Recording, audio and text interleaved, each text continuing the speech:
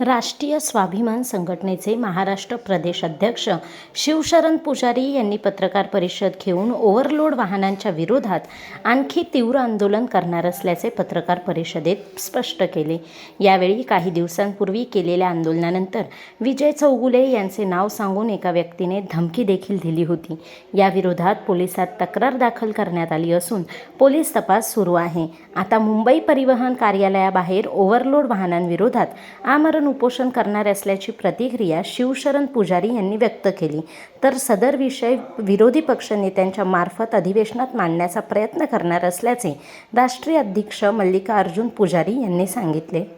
2024 पासून आम्ही अनेक वेळा परिवहन विभाग, महाराष्ट्र राज्य आणि उपप्रादेशिक आमचे अनेक वेळा त्यांना तक्रार केली की क्षमतेपेक्षा जास्त वाहन साईन पनवेल मार्गाने जात आहेत, आपण यांच्यावरती कारवाई करा। आमच्या निवेदनाची दखल परिवहन अधिकारी यांच्या कार्यालयासमोर आमरण उपोषण करण्यात आलं। त्यानंतर दिनांक 17/6/2025 रोजी मला बोलले आम्ही तुझ्या कार्यालयासमोर उभा आहे। त्याच्यानंतर मी त्यांना प्रश्न केला आपण कोण? त्यांचं असं म्हणणं होतं माझं नाव विजय आहे, मी शिवसेना उपनेते विजय चौगुले यांचा पुतण्या बोलतोय, मी तुमच्या कार्यालयासमोर उभा आहे, आता तुम्ही कुठे आहात? तर मी बोललो काय विषय? तर संबंधित सीसीटीव्ही फुटेज आणि माझे ऑडिओ रेकॉर्डिंग मी त्यांना सादर केलेलं आहे। पोलीस तपास करतायत, म्हणून त्या अनुषंगाने मी अजून त्या विषयावरती काय जास्त बोलू शकत नाही, कारण पोलीस तपास त्या धमकीला घाबरणार नाही। जर घाबरणार असता तर एवढ्या मोठ्या विषयामध्ये शिवशरण पुजारी उतरला नसता। मी तुमच्या माध्यमातून त्यांना सांगू इच्छितो, तरी आपण माझा आवाज दाबण्याचा प्रयत्न करू नका। त्यानंतर मी मूळ विषयावर येतो। आम्ही पनवेल आरटीओ येथे त्यांना ही माहिती दिली आणि त्यांना आम्ही निवेदन दिलं पनवेल आरटीओ।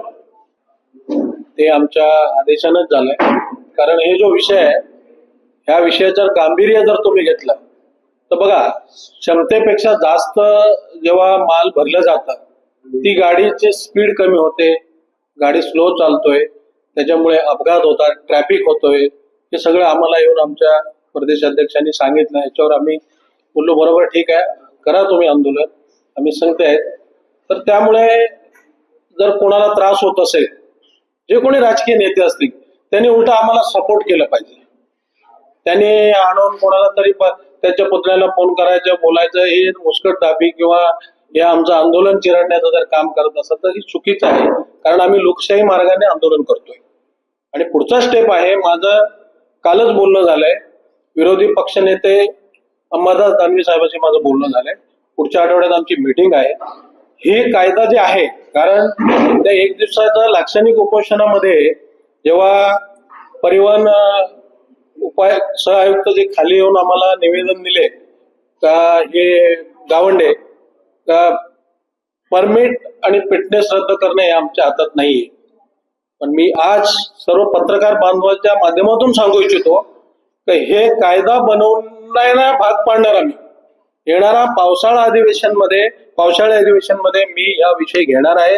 या सन्माननीय दानवे साहेबांशी माझं बोलणं झालेलं आहे, ते बोलले ठीक आहे पुजारीजी, पुढच्या आठवड्यात तुम्ही या, जे काय असेल सगळे विषय घेऊन या, बसा। आणि सगळं महाराष्ट्रातलं आम्ही डिटेल घेतलेलं। आता तुम्ही म्हणता वाळूचे आहेत ते पण ओव्हरलोड गाड्यामध्ये काय काय घडले, काही ठिकाणी तर तहसीलदारच्या अंगावर पण गाड्या घातलेल्या, सगळं डिटेल घेऊन आम्ही विरोधी पक्ष नेत्यासमोर बसणार आहोत।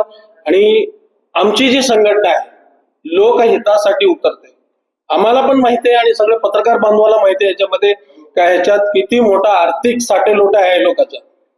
हे सर्रासपणे चालू आहे, एक गाडीचा 1 महिन्याला 17,000 रुपये त्याला द्यावा लागतोय। तरी विचार करा याच्यात शासनाचा पण किती महसूल बुडतोय। आता एक बांधव विचारले, पत्रकार बांधव काय ओव्हरलोड, आम्ही सगळं बघितलंय।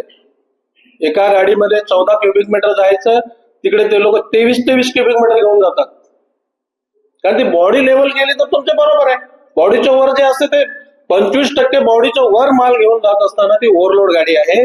म्हणून आमचे प्रदेशाध्यक्ष जे विषय घेतलेत, त्यांचे सहकारी सगळे जे विषय घेतलेत, याला आम्ही सगळं मिळून एक मीटिंग घेऊनच हे केलेलं आहे।